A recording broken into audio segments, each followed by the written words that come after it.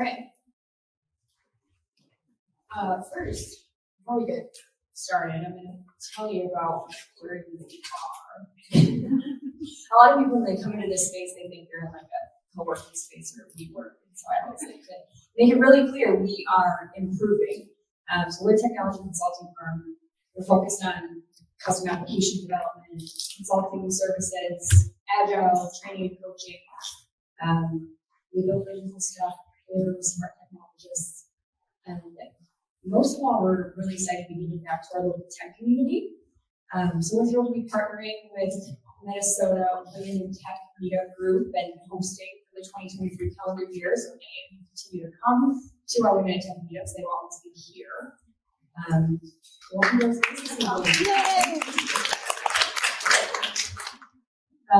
to touch on the agenda real quick. So this panel discussion might go a little bit past 6. Sorry for the late start, everybody.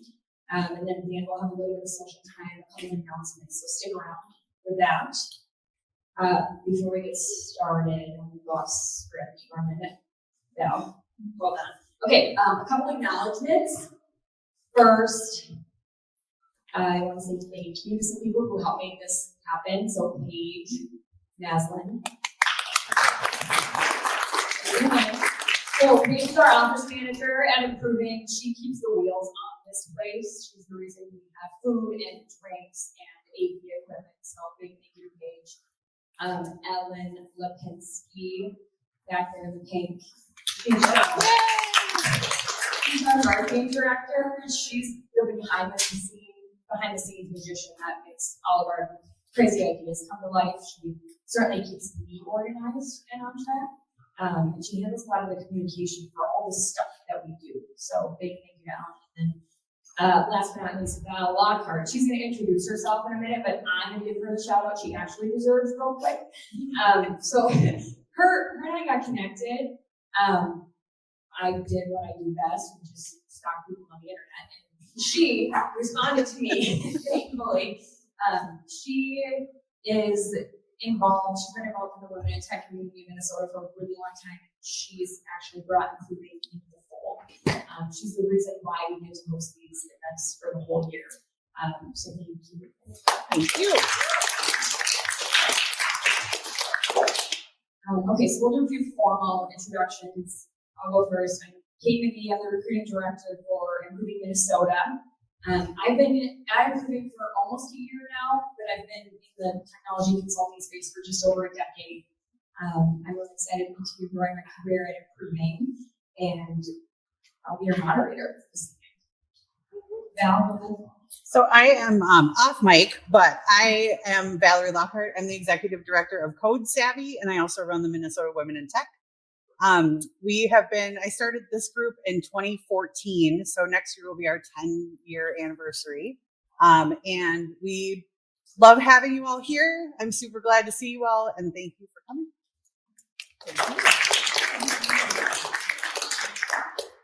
All right, we're going to start with Poonam.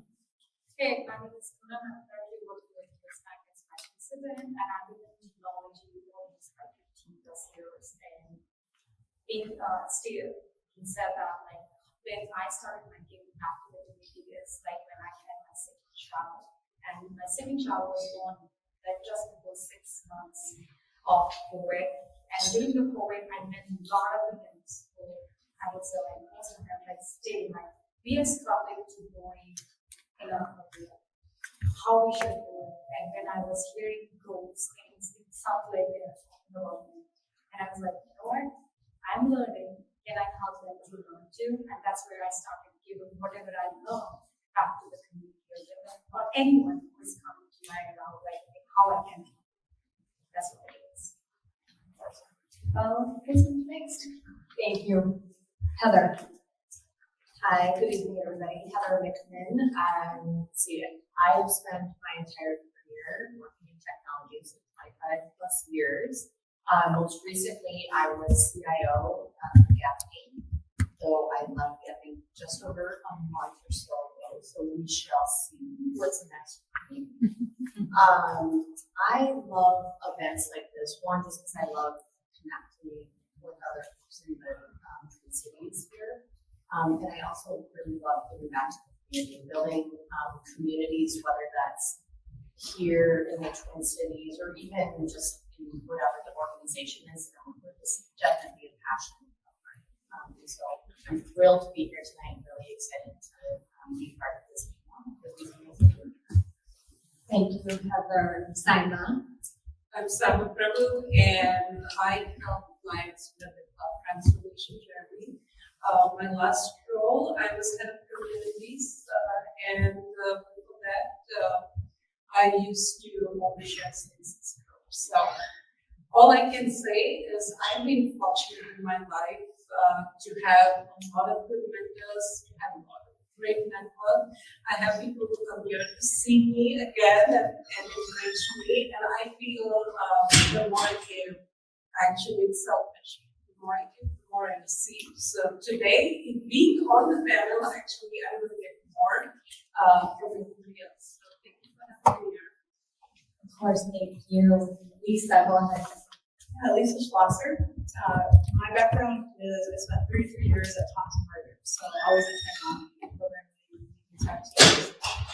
I am a professional volunteer right now. After leaving Thomson, I led a couple of nonprofits.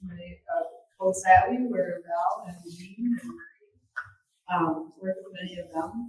And now I just love technology, so I keep a foot in the door and reading and continuing to learn.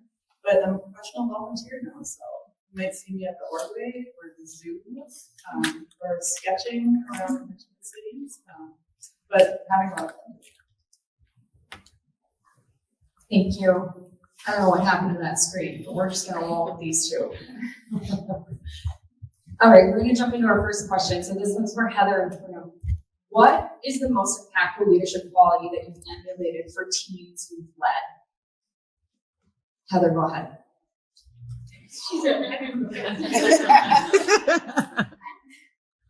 So I'm always like, I'm super nerdy public speakers, I just say it out loud to be honest. Like I always just do a little mental prep beforehand.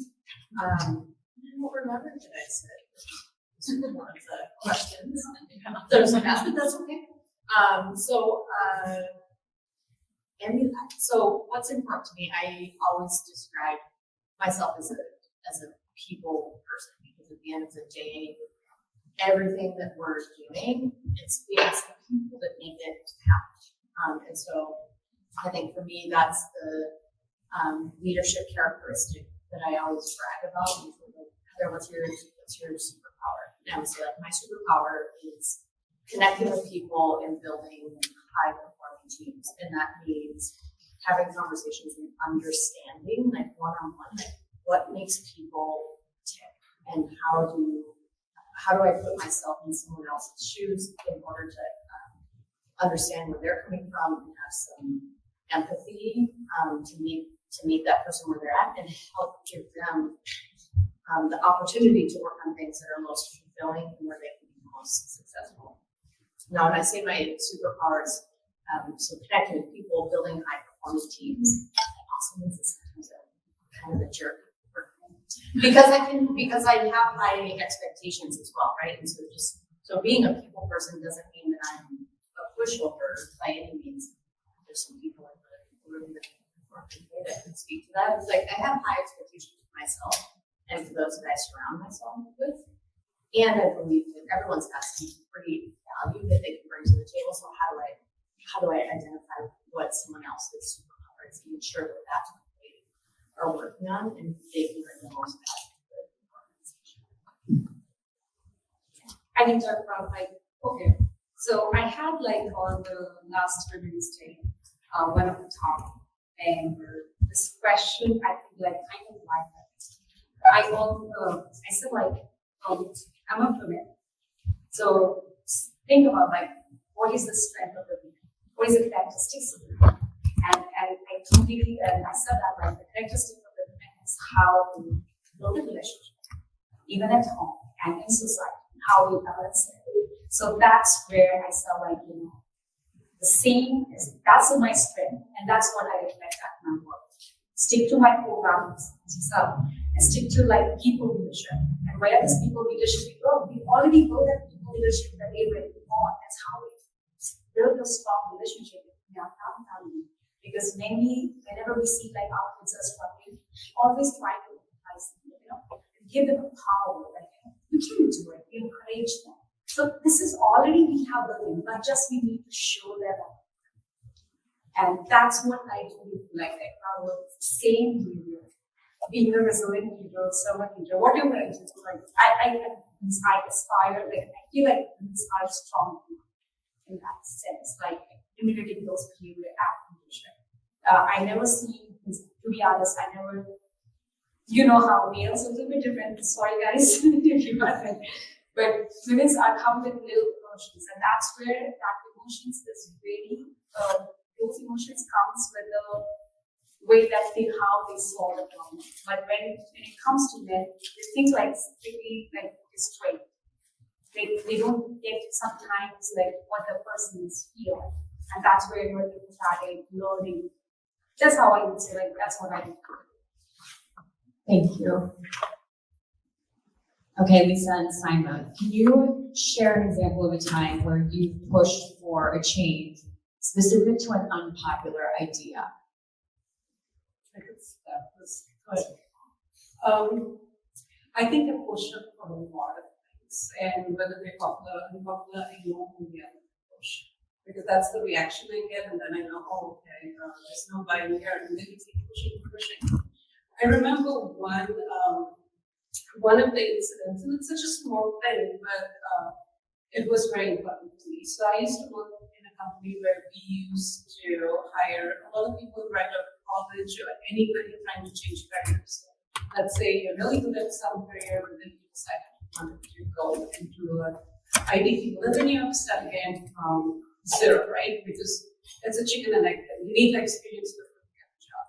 And there was a time when Cait has nothing to do with it. We worked together. But there was a time when I was trying to get this concept of getting back stay-at-home moms. I feel I knew so many intelligent women that took a break from their career because either they had kids or they didn't have a visa. And guess what? Brilliant people, or even people that were caregivers for their parents, right? And then they took a break. And then you come back and you're stuck again somewhere. But again, you're going to say that you don't have this experience. And my whole struggle was to explain that looking at the characteristics they have and they have the basic things you need. And I had got a lot of resistance as to what is the stay-at-home mom thing? Why are you doing that? They're not passing interviews. And I said, think about it. You spent 5 years only thinking about what other people want. And you're not speaking to people. You want a suit of I don't know how long. And then you go and you're getting asked questions and you don't have confidence. And I said, that's our job to bring out that confidence in them. And I know it was a bit of a hump, and then I can say there's some that I'm looking at right now that were stay-at-home moms, and they did better than looking at women after that. And stay-at-home dads too, that was the white hat business.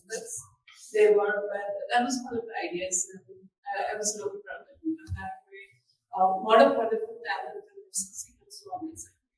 So you have to give people a chance. That's where it starts from. So my example is I was a new technology leader for our final business at Thomson Reuters, and they had gone through kind of some consulting because the business and the tech teams weren't exactly in sync. And so coming in, one of the things I love data. Like data helps me make decisions. And so I said, as a technology team, we can start leveraging an agile methodology to try to start to understand what our metrics are and how we're performing. And even if the business isn't on board right now, like just doing it within tech is going to be beneficial to us. So I said that's what we're going to do. And I had a team at Egan and a team in Southern. And so the team at Egan, of course, was close to me, and we worked out things and everything. We started down the path that it was going very well. And I flew up to Saima, and I got into this conference room, and they presented a deck to me, which was basically all the reasons why it was not. And so I kind of take a step back and say, well, it's non-negotiable. You know, so sometimes as a team, everybody has input into what we're going to do. Sometimes you don't. And in this case, you don't. It's non-negotiable. I said, on top of that, I would have been happier if instead of presenting a deck to me on all the things, all the reasons why it's not going to work, if you would have presented it as, here are the things that we're concerned about, and here are some ideas that we have in order to make it better. And like sometimes all you can control in a decision is your emotions and your behaviors, and you just got to go with it. And so, in addition to that, what I thought would be very necessary is to bring in kind of a neutral person. So we sent a consultant that was well versed in agile methodologies that could sit down with them and sort of alleviate their fears and be able to answer questions, and then bring them, along for direction that they're going. What you just brought up brings another episode. It is so similar, but in a different way, where I was going to present something, proposal, and we had weekends on it and long hours. And the day that applied, one of the guys who was going to join us in this city, applied there, and he basically said, "No, you're not going to do this. They don't need to see something like this." And he basically said, "You don't have to end the meeting." And I was like, "Guess what? I had dinner with the executive that night, so I am building." So he decided to show this deck. 10 minutes into this deck, I was like, "This is what it is. It's a waste of time.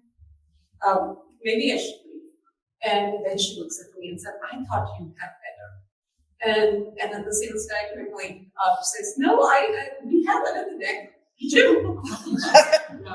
Okay, so yes, think about things, and sometimes you just have to go with your gut that you know what to do, right? Thank you. Next question. So this is for all four of you. What barriers to women advancing into leadership positions in tech have you seen or experienced, and how can they be overcome? I'll start. So there's a lot of bias that exists. And there's a lot of unconscious bias as well. And I think we've made progress for women in technology, but in the time in my career, I've seen changes and improvement, and that means that we still have a lot of work to do.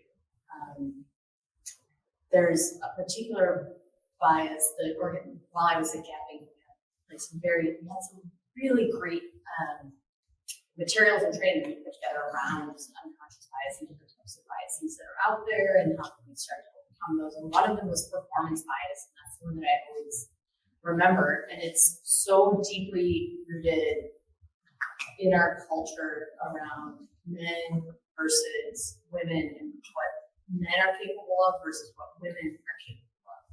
And it shows up in the bias then that we see of women are judged based on what they have accomplished, and men are based on what they're looked at is not like what they have done, but it's assumed that they have the skills, and it's like looking forward for men. And so women have to time and time again overperform in order to meet those expectations and advance in their careers. And so how do we overcome that? It's hard to overcome, right? And I think what that looks like for me anyways is understanding that those biases exist, educating people and having conversations with those biases exist, and working to find ways that we can take those biases out of how we hire people, how we promote people, how we look for the next person to fill that role. And one thing, sometimes I take notes because there's no way I can remember metrics without writing them down. When we remove gender, just using the hiring process as an example, when we remove gender from that process and just take, a classical male name off the resume, or a classical women's name off the resume and replace it with a man's name, those women are 60% more likely to get the job. And there's another like classic study of people trying out for books, done in a blind study or a blind audition. Rather, they say that 50%, the women are 50% more likely to get past that first round when it's not, you can't see their gender. And so it's those like, yes, those biases exist. And so I think it's just important wherever we are in our careers and whatever influence we have to make people aware that those biases exist and to help acknowledge that they're there and do what we can to remove those biases. So I guess that's how I look at it. I can go next. I agree what Heather said, like there is always be a biases, and that will definitely be increased. Even if we try a lot, still be there. But one thing which I always give at my workplace to all the females, that when you are presenting, you also lack confidence. Sometimes you lack confidence because you see like people are biased. And I say like, don't consider what's your audience is for that. Show your content, show your work. Because every time I will not be there to teach problem, you have to educate about yourself. And it comes to like, you have to do your network for people. So that's what it is. You have to find your supporters. You have to be, because this is the one way you can remove that blockage. And that's really happened with me too, because if you see my journey, I was like, I joined, if you see my journey, I was like, I literally took a break of 2 years for my first game.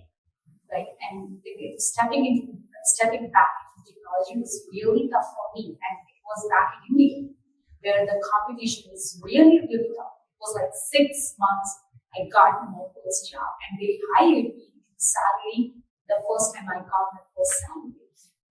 And it was like literally, I was happy in that perspective, like I got a job, not a salary.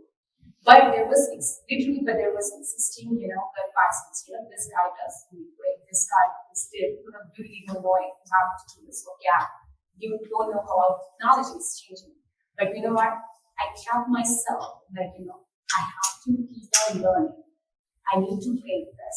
And how I have to break it, you have to figure it out, like maybe with your support, maybe with your learning, maybe, and keep your confidence up. People will definitely reading shows that like they are the most fun. Think about it, like once you start learning new things, you become more smart. That's how it is. Yeah, I totally echo what I hear, and I feel like it's full of barriers. Yes, women have a lot of barriers, but I take the attitude that everybody has barriers. But even saying that everybody has barriers, there is an AARP research that is done where when you talk of metrics, and everybody gets reviews, right? When you're being read from wonderful reviews. And you get feedback, sometimes unwanted feedback. Some feedback that you're like, yeah, tell me about it, right? I don't want to hear about it. But when you look at the AARP, and men and women equally were interviewed about the feedback process, okay? And in that feedback process, when you look at the metrics, let's think about people in this room today. 1 in 4 women got told they're very opinionated. Less than a quarter of a man got told he's opinionated. Okay? So, one in 4 of you must be opinionated. Just saying. And out of the men here, you've got to be a quarter man, so you're not opinionated. but then, less than 1 in 4 women are called confident. And 1 in 2 men are called confident and ambitious in the feedback process. So this is a barrier, right? It's not a barrier because I see you and I think you're opinionated. I see you, I don't see you confident. I think you're opinionated. I'm not going to let it go. Well, women and men respond differently. And I think a good supervisor has to take that into consideration, that how somebody says it does not make you a pushover or does not make you overly aggressive or I'm going to eat you up kind of thing, right? So that there is the barrier. Now, I do have to say that something that I've been working on for the last 5 years tremendously, and I've mentored a lot of women in my own personal time. And what I do is the biggest barrier, as Poonam said, is inner mind. Okay, and I try to teach people more about self-confidence and digging into yourself. And if you decide to be the best, and you decide that today I'm going to kick butt, today I'm going to kick some ass, let me see who's going to stop you. You kick that ass as hard as you can. Let them know you. You know what? It's going to be their loss. If they cannot take a confident, opinionated woman in their company, maybe they want yes people, and that's okay. Or maybe they took a very confident man, and no, good for that man, right? That he got his job, good for it. It's you walk out being you. And I keep telling that. I've read so many books, and over years I've made a mistake where I'm like, oh, there's this persona of a leader. You've got a particular way. Just don't ask me how many times I've been asked when I enter a conference room, can you fill the coffee? And the first 2 times I was like, yeah, I'll fill it, I know where it is. But then the next time it happened, I observed that my co-worker, who's a guy, stood up and said, I'm going to go with Saima and fill the coffee too. And then the head of sales actually said, well, then we all just take a break. Saima is the one presenting, maybe we just take a break. Because if she's going to fill the coffee, then you're not starting, right? And so you need the men. And that's why I'm thankful for the men in the room. You need the men to also stand up for you when this areas, but you first stand up for yourself, right? For me, getting coffee is not a big deal. I'm going to have an extra anyways. But if the way a person is looked at is a person, and I'm to blame too, but let's say 1990,000, the .com time, if I was asked, okay, this is where my bias comes in. If I was asked, close your eyes, and I want you all to do that. Close your eyes and think what a CIO looks like, what a CEO looks like. Believe me, at that time, and I said I was new in the United States, I had this person of a guy, white guy, nice suit, a particular hair, but his hairstyle had to be a particular color too. Okay? This was the typical persona guy. And then they'd say, okay, now close your eyes, think the CPO, and I think Bill Gates, oh my God, the typical geeky guy, right?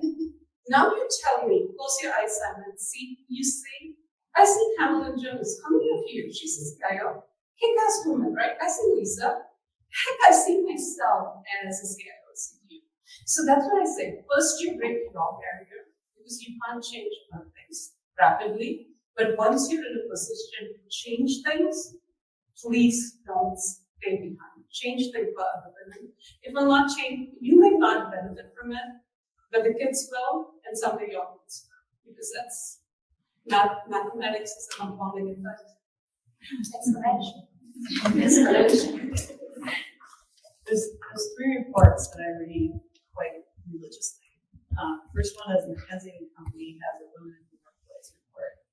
Comes out usually in September. Great report for understanding current COVID. I think they've been doing it since 2015. The other one is Minnesota Census Corporate Leadership, and that was done by Cait. And that one gives you an idea of like how's Minnesota doing as far as women in leadership roles. And the other one is the Indeed.org top companies report. So they get specific data on it varies each year on how many companies, but their sample size is about 500,000 at least. And so they ask them really good, specifically technology data. And when you talk about the barriers, some of the things that you see in those reports are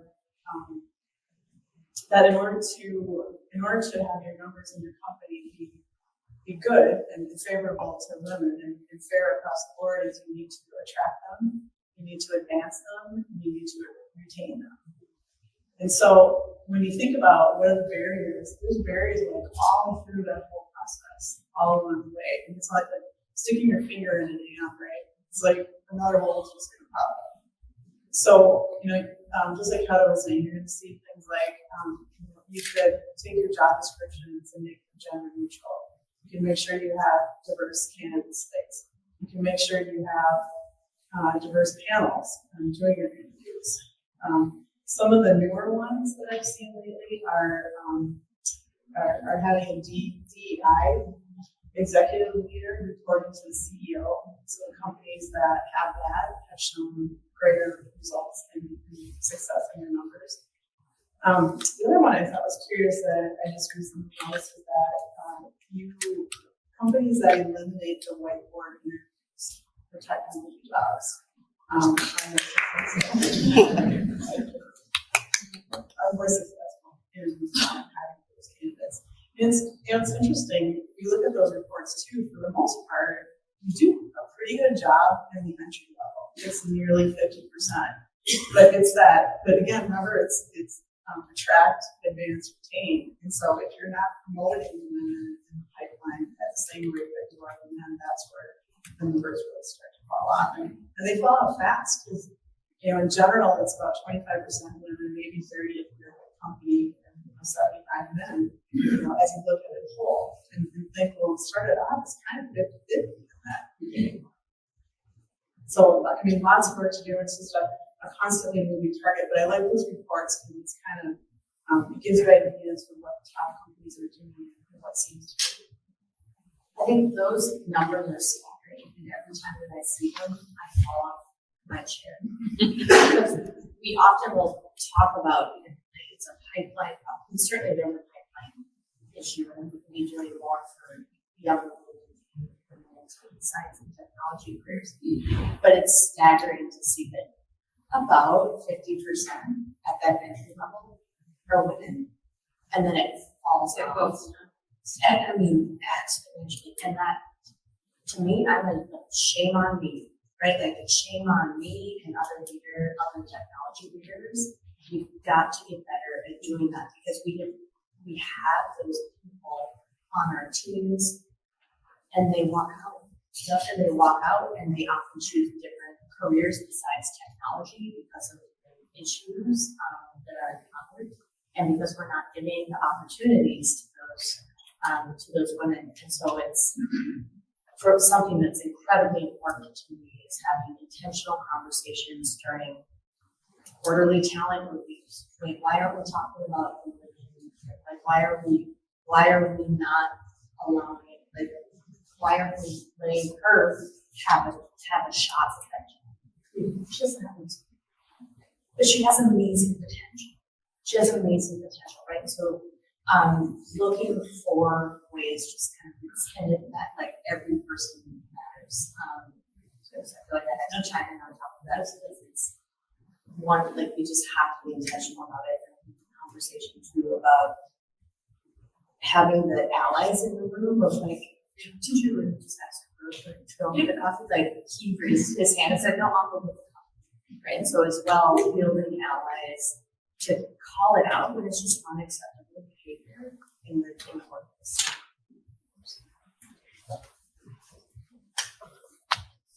All right, this next question is for Poonam and Saima. How can women in tech roles better advocate for themselves and their ideas in the workplace? So you want to propose to people? So I would say the first thing is you need to show the confidence. As you show the confidence, whatever you went through, you will automatically bend the maybe they are not seeing but behind the scene they will say, I like you and I will let you on and you don't keep right. So you build your own community here. And then when you build your own community, then it is very easy that when they start working with you, they get to know you. So whenever you are not in the room, they are going to pick you for themselves. They become your supporter. And that supporter could be anyone. It should not be a woman that has a team. It's kind of team. So that's what I do as like whenever I have some ideas. I know that I go with the idea like I know when this start like 100% people will not like it. And I was like, people who don't get upset, just take a feedback. Feedback is a gift. That's the one thing which I mean. And that gift really helps you to enhance your parent.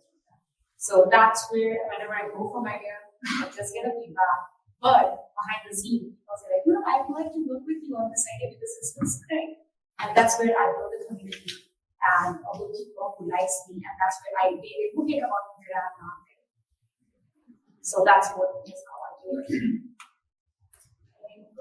Yeah, I can say I always thought I was bad at advocating because I thought for some reason it was my boss's job to know what I did. Why do I have to tell what I'm doing? I'm so fabulous, you can see it, you see the numbers, you see my results. It's a number game. You see my numbers hitting out, so doing all this stuff. Why do I have to advocate for myself? My work is doing it, so my boss should automatically know it if he's paying any attention. I have that, right? And I've looked out, I've worked for a lot of good people, and I have a lot of good people say, hey, I want you in my team, right? So I've looked out, but that doesn't mean everything looks out and everything's in the right path in the right place. So I have a few simple tips that I can give you, right? If you're doing any work at all, it should provide value, right? If you're trying to get out of the tactical zone and get into strategy and all that, you have to be able to define what work you will do after you've done it. So that's where advocating starts. Say, hey, like when I started the DevOps group, it took 2 or 3 years to push that message to that it's stable safe. They're like forever. But you have to show that vision. This is what I can do for you. This is what it would cost you to let me do it for you. And this is what I would do in return. Right? If you can do that story, why is nobody going to buy it? All they are listening is, well, we're going to do this, it's not going to cost that much, and I'm going to get X. And then they're going to be like, oh, I don't know. Well, that's okay. After 3 months, you've got some numbers going for you, something's going well, your project went well, go talk about it again and say, I want that, right? And sometimes you get it, sometimes you don't get it. But try. I've learned it that way that I need to push for myself after some time because I always assume that I'm the kind of person I'm going to be happy where after some time we're going to be like, oh, it's dreadful, but you know what? He did offer me a soda today. I'm not going to be happy wherever I am. I will find a reason to be happy because I don't like being miserable in life. Or I'll leave, right? But I will tell you, you have to advocate because after some time, it depends. Maybe when you're in your 20s, you don't know enough of the workplace to put those strategic ideas together. I get that. Find a good mentor. But if you have that, and after that, when you have 10, 15 years of experience, I expect you to put that in front of your seniors. I expect people to come and tell me, Saima, I have this idea, why don't we start this off? It's going to help with X, Y, Z. I expect it. It's not. So that's one thing I would say. I started doing that late, but I was lucky that I wasn't forced to do it because I had people who could sense that I went in the rough, right? But if you don't have that movement for yourself, polish yourself, get that story, get methods with it. Do your studies. It'll take you 3 months to figure out where I'm going to trust. But when you do it with utmost confidence, and I can tell you, you have nothing to lose. If anything, you have more to gain. Because next time some other opportunity comes, they're going to be like, yeah, why not go? She's got some good ideas. Thank you. Like, well, too much. Just like on the right carpet. It's like, oh, it's time. But you have some really, like, some really good, like, amazing messages in there, right? Of we all own our own careers. No one's going to look out for us. We can be mentors, we can have sponsors, but at the end of the day, it's on us.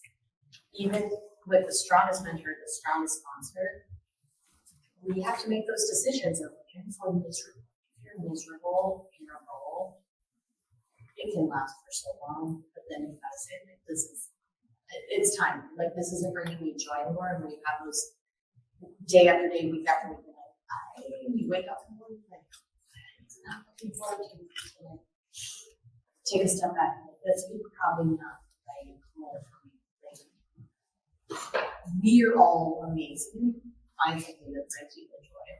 Like you want to wake up every day and like be excited or this. Well, this is a heaven question. How might we challenge the traditional notions of what a tech job looks like and create a more inclusive definition that incorporates a wider range of skills and backgrounds? So I thought this was an interesting question, and the way that I thought of linear definition was interesting, traditional. I can't remember now who said it, but someone said it like that kind of like boring stereotype of what it means to be in technology. You're just like in a dark corner by yourself. Maybe on a keyboard.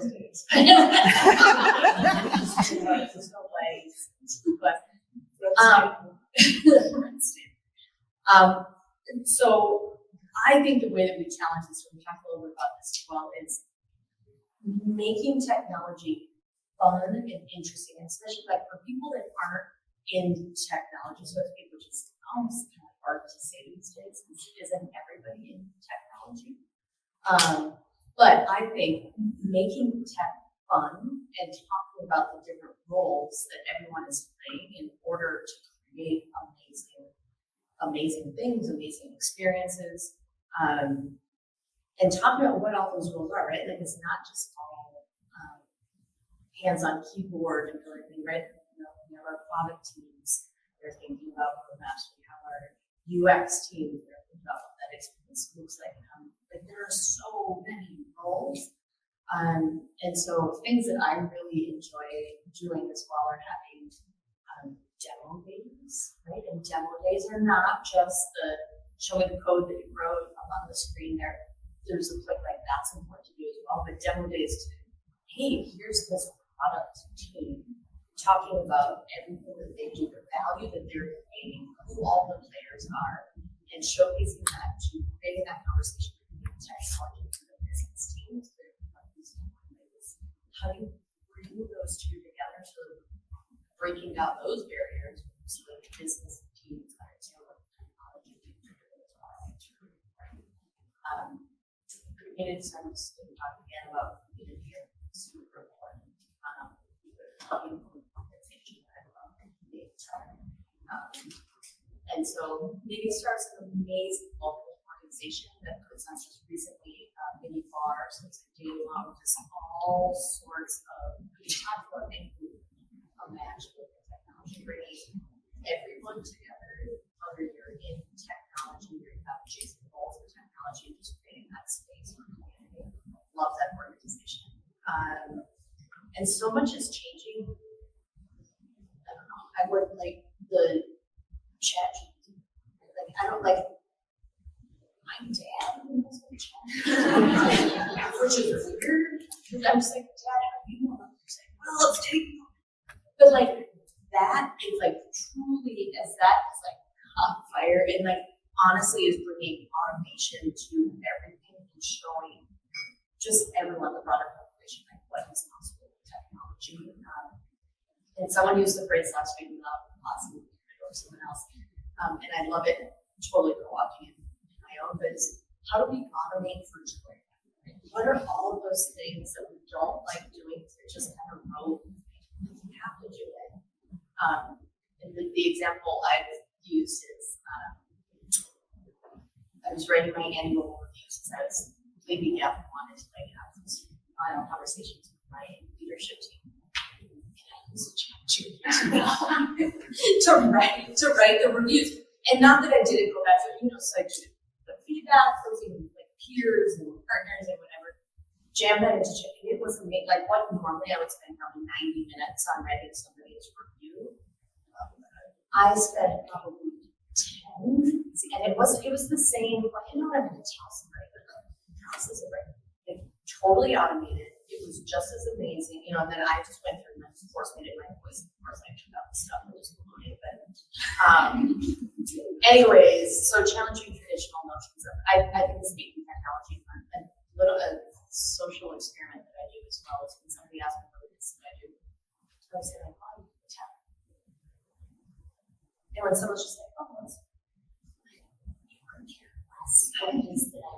right? Like, so I go, I think it's a funny experiment, social experiment to do as well. I'm like, yeah, exactly. But then when someone asks a follow-up conversation, like, more about this, I think making it fun, building communities, and then finding how we use technology to stop doing all this stuff. I would like to add in here too, because I have a vaccine, so I never get a chance to go to technology as a university grad. But 3 years back when I was attending a big town conference, and one of the CEO there also said, like, my daughter was not really to take the role of technology because she hasn't seen, because she has seen her mom every time meeting who's doing solving problems to business, etc.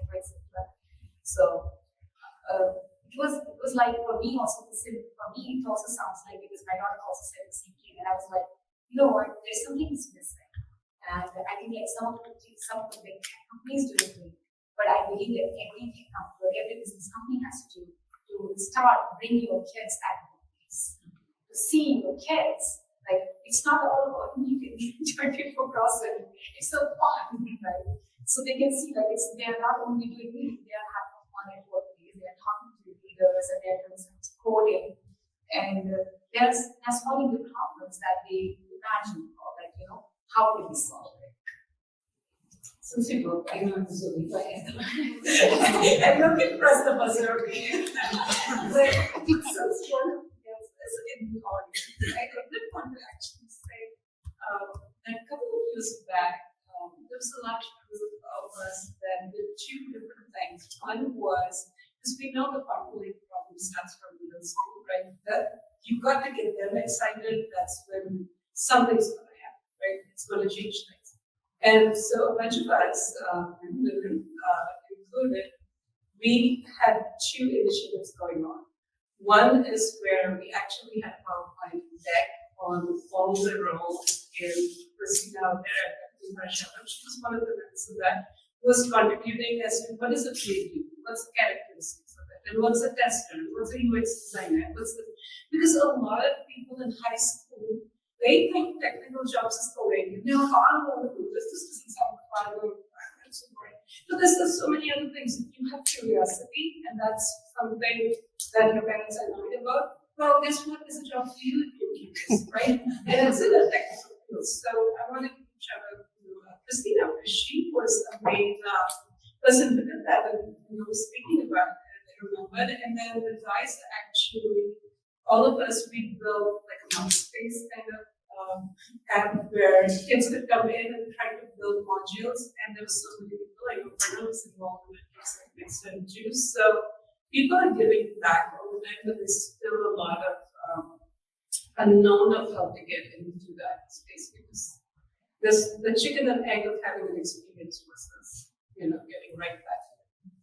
And I think that's such it's a problem I think of a lot. And at first, I felt really naive as I understood that it was a problem, that getting that first job in technology was incredibly difficult. I remember when someone said that to me for the first time, and it was embarrassing. It was probably 5-6 years ago, like it was not that long ago.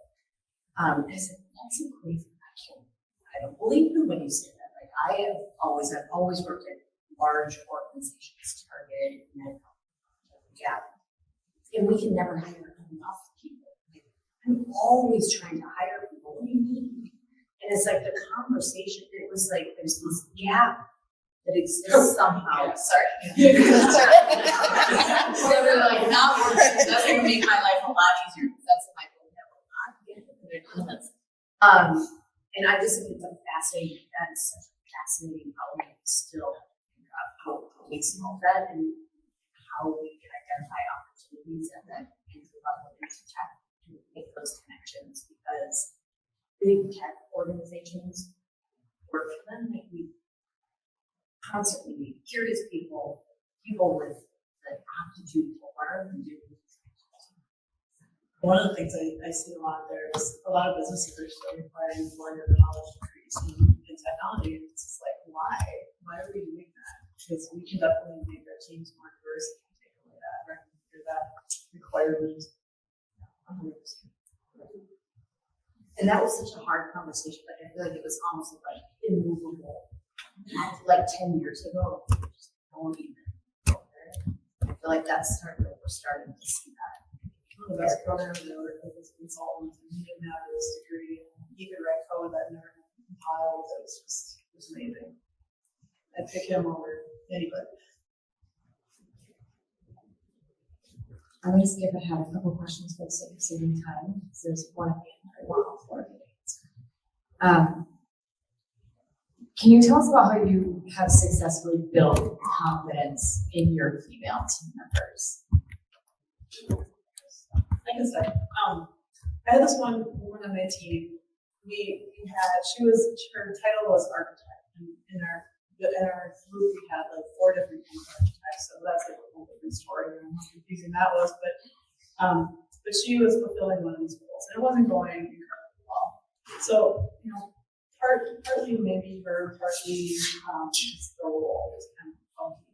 So instead and one approach would be like, okay, it's not working, you need to find something else to do and stuff. Instead, as a team, what we did, my leadership team, we looked at where's the gap in our organization? What role do we really need to fill that we don't have filled? And one was in cybersecurity. And so we needed someone to build project plans to make sure we were compliant, to partner with our internal security system or team and stuff. And so we asked this woman if she would be interested in doing this job, and she said yes, and she was fantastic. So much so that she left and got a different job. Organization, that's cybersecurity. But the message being, she got certified and like she just dug into it. She loved it. So I think there's a message there around, if someone in your organization just isn't doing it well enough, maybe it's just not the right role, and that there's someplace else that they would excel at. I can go next. So I had an opportunity to work with 2 years at maybe last year. One is external, and somehow someone referred to her like we helped, and she really went to me on like it. And she had 2 years. She didn't work in a job. She wanted to get into tech. She got her degree in tech. And she is hesitant to apply for a job because she feels like she doesn't have any experience. And I had just 30 minutes conversation and you had 30 minutes to know. And I shared with her like how I got a job after 2 years of breaking my really confident. And then she shared her resume to me. I kind of coached her like, you know what, you were doing great. Now the thing is you are lacking experience. And for that experience to get it, you need to figure it out like online, working with people, like online, you have a freelancing. So she said, like, I'm not going to post my profile and get a freelancing job. I said, okay, I get it. So then later on, I kind of found her and then there are some e-commerce online products that bring content which really brings some confidence in yourself, which you can show, see, you know what, she did it. All of you after 2 or 3 months, she said, email to me and then see, I got a job and I was here, that's what happened. And that was one thing which was, that this is the next one I'm very normal. I think that like sometimes it happens, people leave the job. But here's the thing is, I have a females which carries a different types of experience. One is like right knowledge, another is like age, and other is like really have a good experience. Right. So, what I do as an approach, like to build that confidence, I give them a thought, right? And I show them, like, even in the team settings, I know I told my team, like, so we have a very much, I have my team culture is like, within my team is very much culture. Like, you can say no, if I don't know it, you know it, that's great. Help the team. That's what it is. So, it's not about confidence, honestly, it's like how you are working. That's important. If your team is very much open, maybe some people are introverted in your team and never feel. So if they are not much open to, not much open to tell like, I want to go, I want to get this opportunity. So that's where the leadership quality comes. Like you have to build a team where everyone should talk about it. So in my case, I have like one who So she's big on this, but there's a lead engineer, and she's like big with children. So it's kind of like I have to figure out the balance. I still am figuring out the balance in a way that, like, she was, you are you, she's extrovert, she's introvert. So I said, like, kind of big on afraid of each other.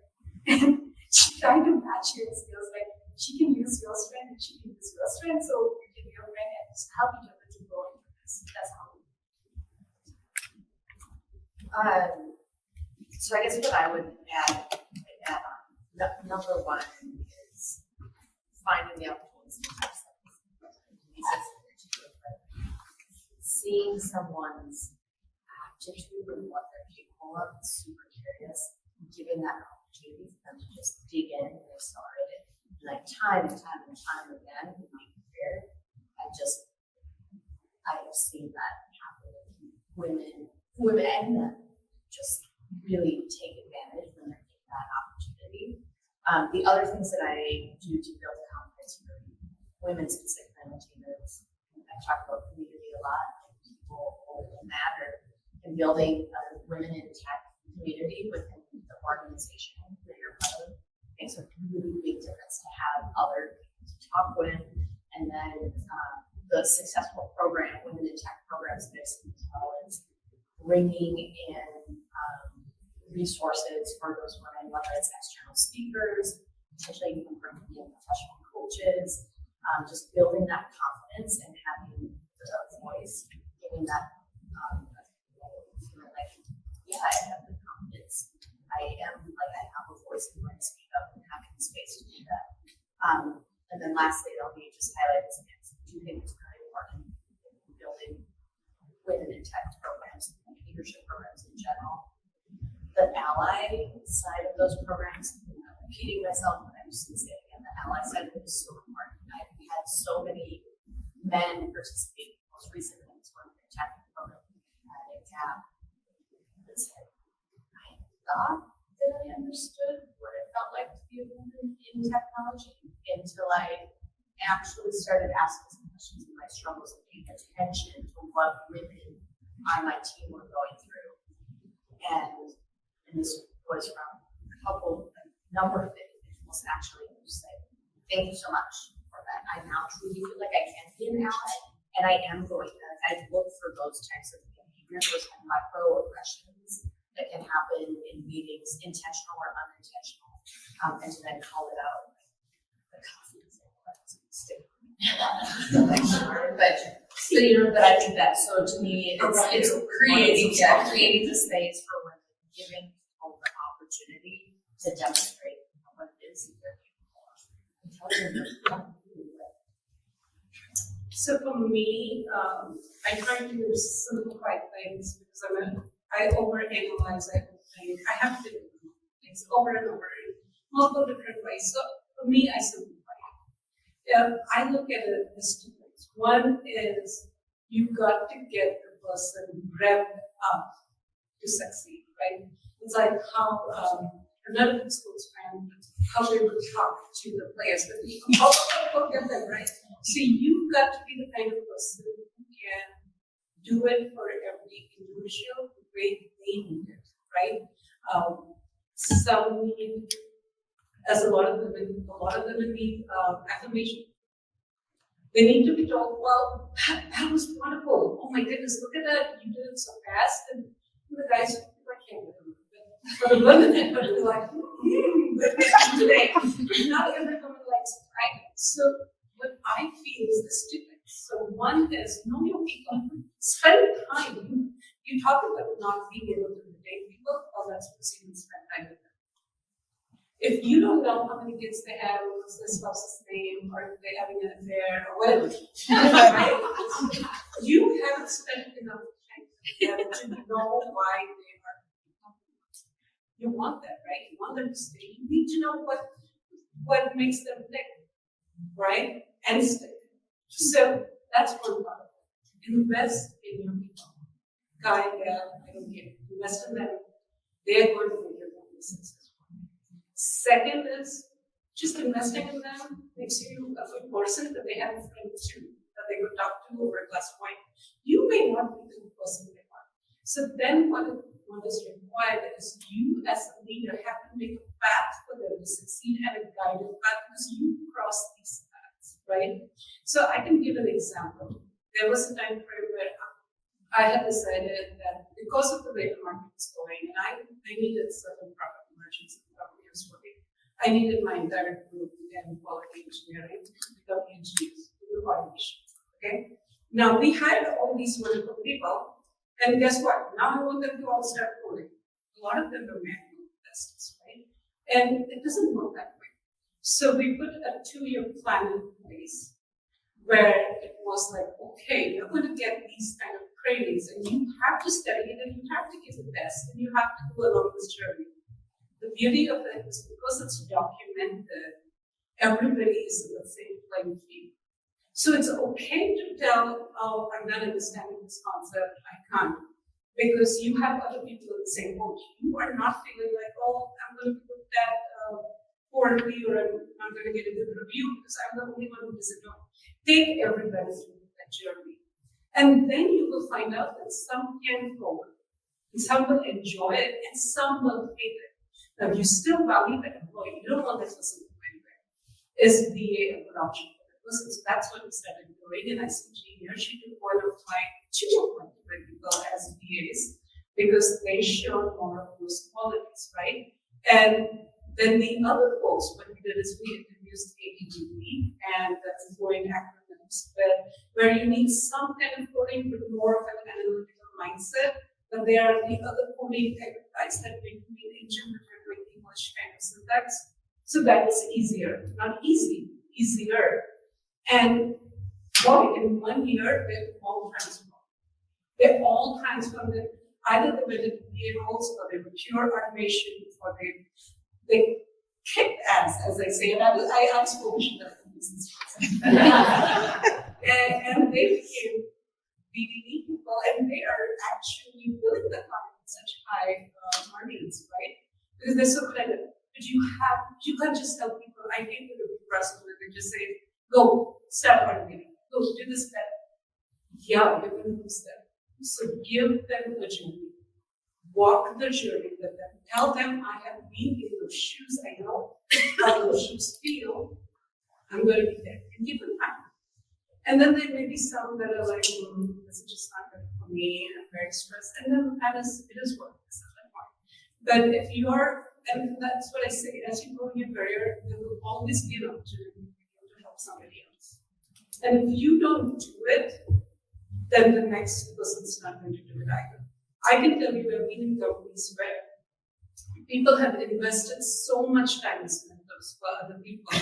And I'll tell you, literally, the new folks worship them, right? It's like, oh my God, no, what framework are we going to do? What are we going to do? Yeah. I'll cancel that evening thing, right? Because you mentor them, they're giving you affection, they're giving you dedication, they're giving you hard work back.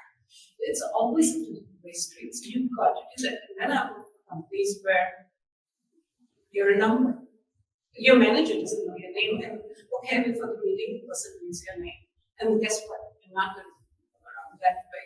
So I feel to get the women thing, it has to be two parts. One's the emotional part, how do you validate and make the person feel amazing and stick to the company? The second is, if you're a leader and you're paid for that job, you better be a sponsor. You better do that job. You're paid for it. So that's how I look at it. Thank you. I think that concludes all our questions. So we're going to move to Q&A. Does anybody have any questions for anyone on our panel? So I've done a fair amount of hiring, and one thing that I noticed that is very disproportionate is women not asking for salary benefits, any of the additional things that they could be asking for. What advice do we have for women technologies they're going into either an completely new company or a new role with a different company, and to actually negotiate as opposed to just deciding. Well, if you look at the best practices, one of the things that seems to be, the industry seems to be trending for is to post this job is at this pay. So at the hiring, I guess one question I have is, do you post the the salary for that job. Because I think that the trend seems to be driving more towards doing that, so eliminating the negotiating piece so that people that are getting hired are having a wage at the same level. Because women tend to not negotiate and end up, immediately making less money than the person's in the next row.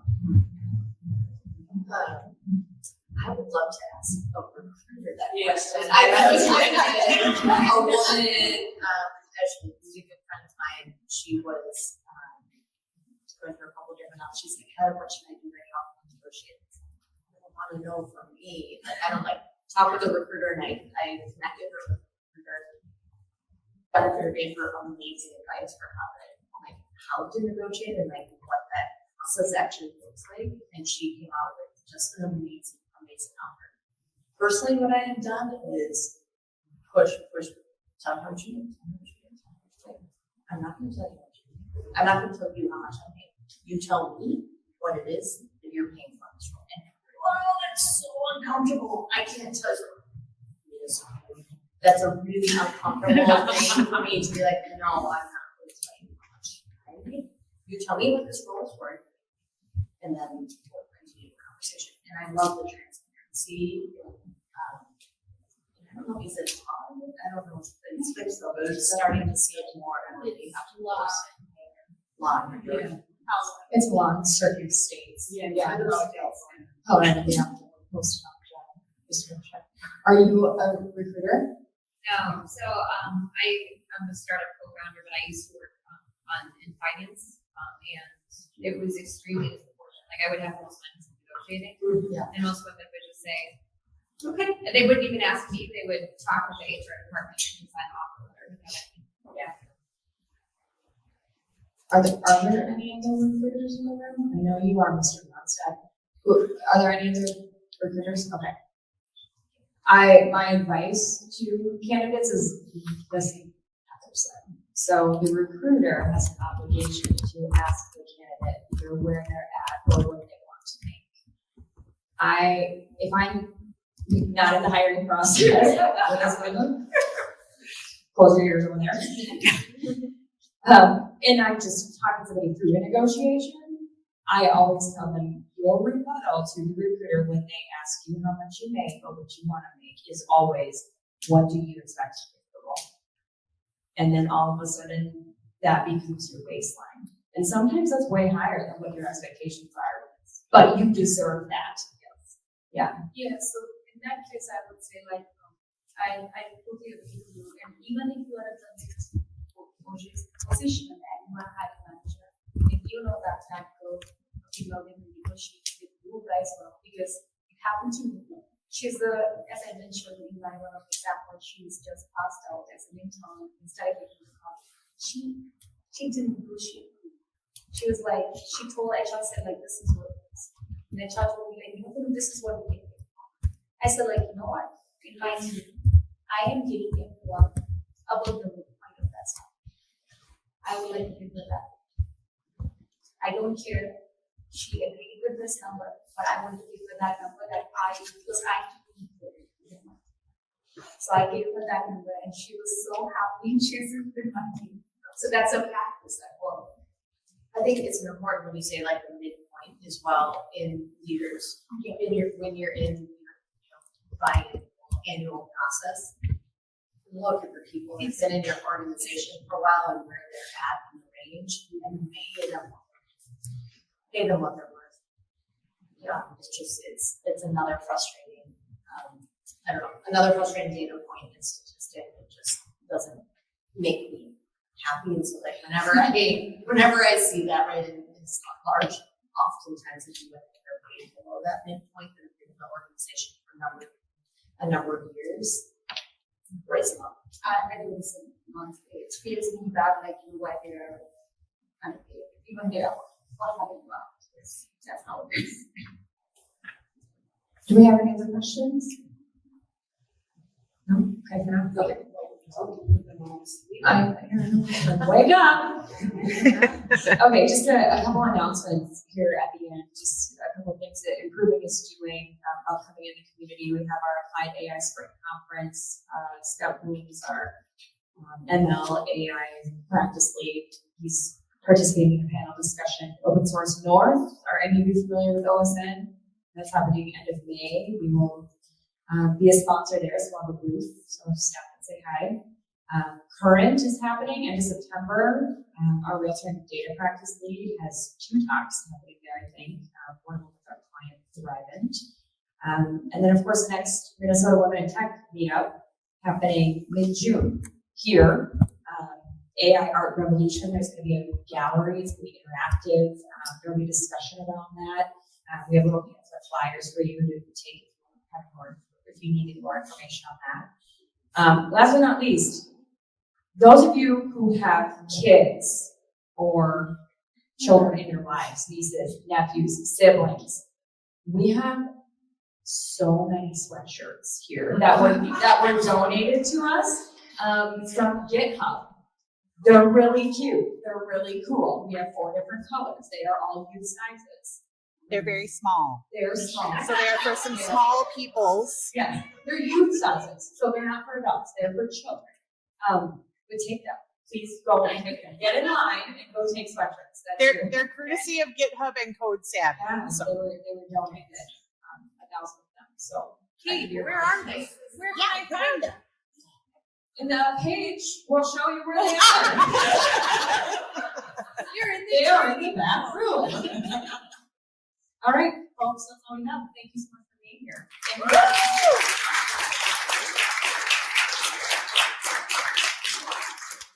I had one last thing I forgot.